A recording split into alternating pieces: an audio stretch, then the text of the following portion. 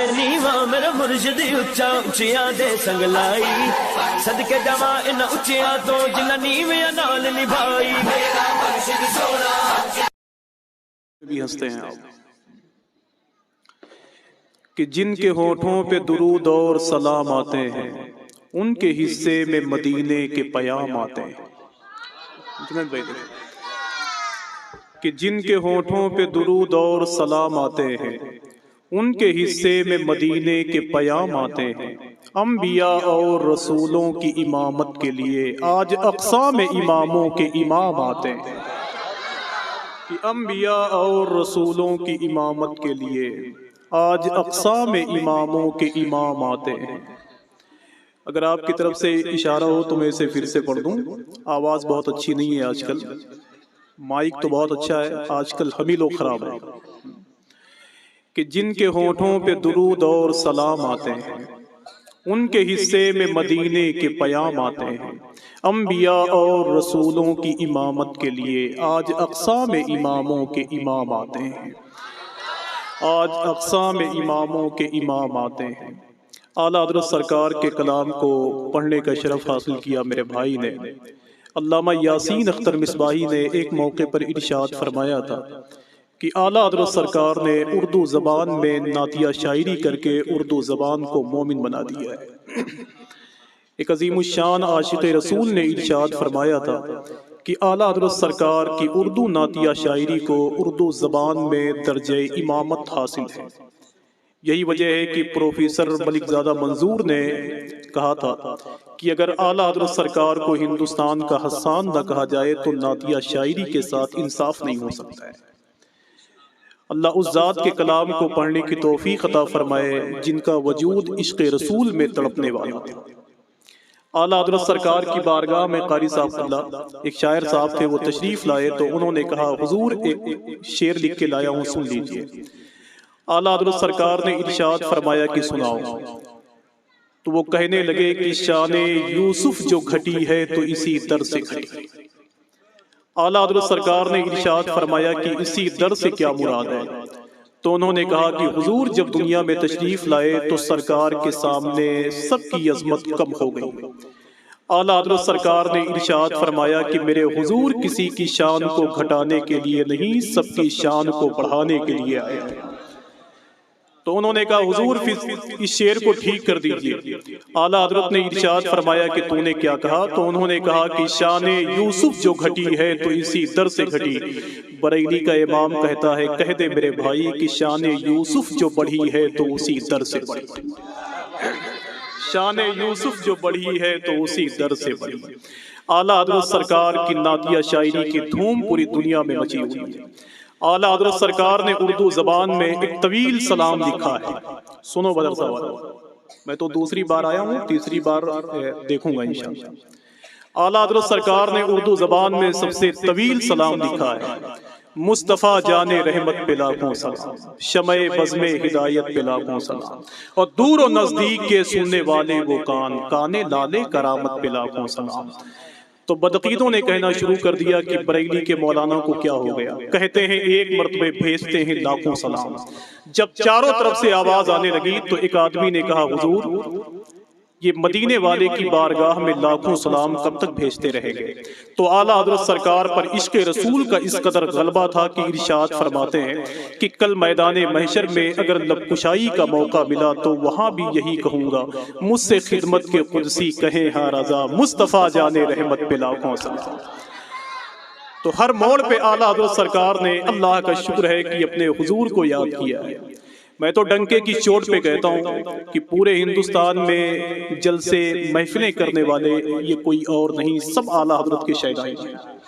یہ ذہن تو بریلی کے امام نے دیا ہے کہ رات کے آخری حصے میں حضور کی میلاد کرو، حضور کے دیوانوں کے دلوں میں حضور کی باتیں بٹھاؤ یار۔ یہ اتنے بڑے لوگ یہاں موجود ہیں جن کے پیچھے آپ نماز پڑھتے ہیں، مقتدی بن کر ان کے پیچھے پیچھے آپ رہتے ہیں، ان کی باتیں سنیں۔ اللہ کا شکر ہے جو زندگی بھر حضور کی بات کرنے کے لیے ہی پیدا کیے گئے ہیں۔ اللہ ان سب کا سایہ دراز فرمائے۔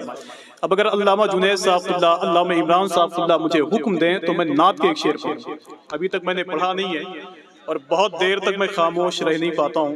بس تھوڑی سی آپ کی محبتیں ملیں گی تو انشاءاللہ یہ سفر بہت آسان ہوگا، ورنہ میں تو جانتا ہوں کہ جلسوں میں لوگ سننے کے لیے کم، اب لائٹ اور لوگوں کو دیکھنے کے لیے زیادہ آتے ہیں، اور وہی کام ہمارا اور آپ کا نہیں ہو سکتا ہے. سمجھ رہے ہیں کہ سرکار کی سنت کو جو اپنائے ہوئے ہیں.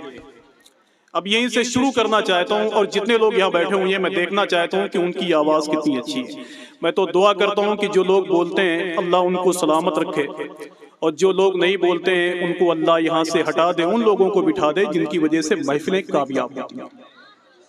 سمجھ رہے ہیں کہ سرکار کی سنت کو جو اپنائے ہوئے ہیں. بس یہ بچے بولیں گے تو ان کو دیکھ کر آپ کو بولنا ہے، اور اگر آپ نہیں بولیں گے تو میرا یقین ہے کہ کچھ دن آپ نہیں بول پائیں گے. کہ سرکار کی سنت کو جو اپنائے ہوئے ہیں. اب جن لوگوں نے حضور کی سنتوں سے محبت کی ہے وہ کتنے کامیاب ہیں یہ دیکھنا ہے آپ. میں تو ہمیشہ کہتا ہوں کہ میزان محبت میں ذرا تول کے سنیے، اور جملے بڑے انمول ہیں بہلول کے سنیے. میں کرنے چلا ہوں شہ کونین کی مدحت، ابے زحمت نہ اگر ہو تو ذرا بول کے سنیے. بس تھوڑی تھوڑی سی ہماری آواز بڑھے گی انشاءاللہ تو یہی آواز بہت طاقتور ہو جائے گی. میں جانتا ہوں کہ مجھے بھی برابر نیند کا غلبہ ہے، لیکن تھوڑی سی آپ کی آواز سنوں گا تو انشاءاللہ مجھے خوشی ہوگی، ورنہ میں جانتا ہوں کہ رات میں کم سنتا ہوں. تھوڑا سا بول کے سنیے گا. دیکھیے کہ سرکار کی سنت کو جو اپنائے ہوئے ہیں وہ لوگ فرشتوں پہ شرف پائے ہوئے ہیں. کہ سرکار کی سنت کو جو اپنائے ہوئے ہیں. اب نعت کسے کہتے ہیں وہ سن کے بتائیے آپ. کہ سرکار کی سنت کو جو اپنائے ہوئے ہیں وہ لوگ فرشتوں پہ شرف پائے ہوئے ہیں. یہ چاند یہ سورج یہ چمکتے ہوئے تارے رخسار نبی دیکھ کے شرمائے ہوئے ہیں. کہ یہ چاند یہ سورج یہ چمکتے ہوئے تارے رخسار نبی دیکھ کے شرمائے ہوئے ہیں. میں بتاؤں قاری صاحب صلی اللہ کی آج کل لوگ حضور کی نعت سن کر کم بولتے ہیں، وہ اپنے پیروں کی شان میں شعر سن کر زیادہ بولتے ہیں. دماغ خراب ہو گئے ہیں. میں بتاؤں آپ کو کہ میں نے اپنی زندگی میں شعر بہت پڑھا ہے بھائی. میں نے اپنی زندگی میں شعر بہت پڑھا ہے. میں نے اپنی زندگی میں اللہ والوں کے حوالے سے شعر بہت پڑھا ہے، لیکن آج دیکھتا ہوں اس ذات گرامی کے حوالے سے پڑھ کر جس کے صدقے میں اللہ نے زمین و آسمان بنائے. دیکھتا ہوں کتنے لوگ بولتے ہیں ابو جہل کی مٹھی میں کنکری نے حضور کے کہنے پر کلمہ پڑھا. لیکن عمران بھائی ایک مہاراتی شاعری میں پڑھتا ہوں اور دیکھتا ہوں کہ یہ مدرسہ کی زمین بولتی ہے کہ یہاں کے لوگ بولتے ہیں. سمجھ رہے ہیں کہ سرکار کی سنت کو جو اپنائے ہوئے ہیں. میں بہت صاف شعر پڑھنے کا عادی ہوں. کہ سرکار کی سنت کو جو اپنائے ہوئے ہیں. اگر یہ میری جماعت کے علماء بولیں گے تو ٹھیک ہے، اور اگر یہ سب نہ بولیں تو قاری صاحب کو چھوڑ کے سب کو اتار کے وہاں کر دیجیے، آپ سب یہاں آ جائیں. کہ سرکار کی سنت کو جو اپنائے ہوئے ہیں.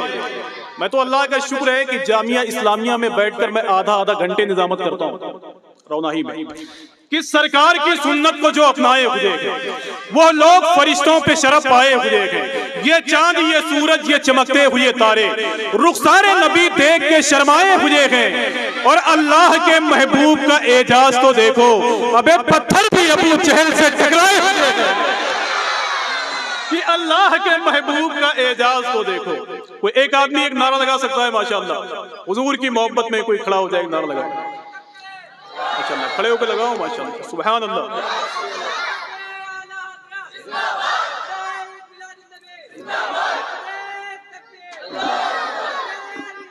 یا رسول اللہ یا رسول اللہ. اللہ آپ کو سلامت رکھے اور توحید بھائی کو سلامت رکھے. ان کے صدقے میں ہم لوگوں کو دیکھنے والوں کی تعداد بہت زیادہ ہو گئی ہے، لیکن وہ چشمہ تھوڑا سا مہنگا لگائیں اس لیے کہ کبھی کبھی دقت ہوتی ہے. ایک صاحب 3 چشمہ لیے ہوئے تھے تو ان سے کسی آدمی نے کہا یہ پہلا چشمہ، تو کہا دور والوں کو دیکھنے کے لیے. کہا دوسرا چشمہ، کہا قریب والوں کے لیے. کہا تیسرا، کہا جب دونوں غائب ہو جائے تو ڈھونڈنے کے لیے.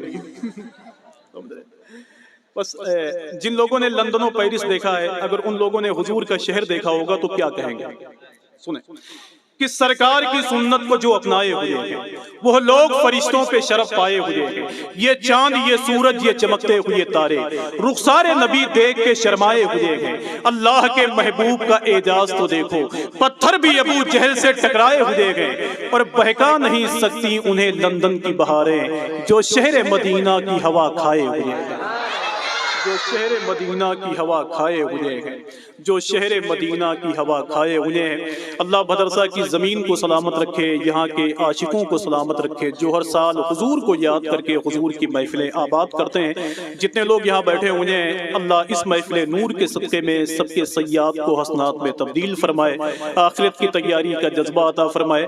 آئیے بہت ہی ادب اور احترام کے ساتھ میری فہرست میں ایک بہت کم عمر کا نعت خواں ہے، ثنا خوان رسول محترم حسنین رضا صاحب قبلہ، جو قاری عبدالواحد صاحب قبلہ یہاں تشریف فرما ہے، ان کے پوتے ہیں۔ میں گزارش کروں گا کہ وہ مائک پہ تشریف لائیں کہ جو پڑھو جاندار پڑھتے ہو، تم بہت شاندار پڑھتے ہو، میں اسے بار بار سنتا ہوں، تم جسے ایک بار پڑھتے ہو۔ تو لگا دو بھائی۔